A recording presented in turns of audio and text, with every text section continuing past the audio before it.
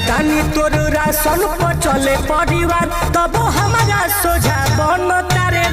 Hello नमस्कार दोस्तों, देखिए फिर से टुनटुन यादव और प्रिया सुहानी यूट्यूब पे छा गए। गाना आता ही भोजपुरी में सबसे सुपरहिट सॉन्ग निकल गया।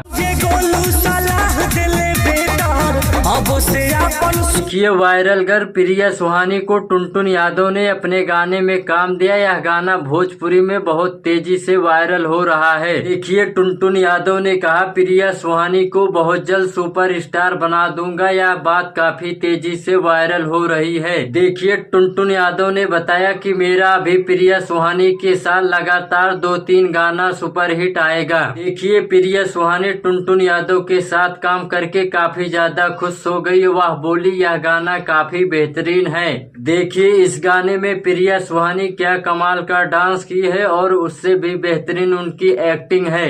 बहुत कम समय में वह भोजपुरी की सबसे बेहतरीन हीरोइन बन चुकी है।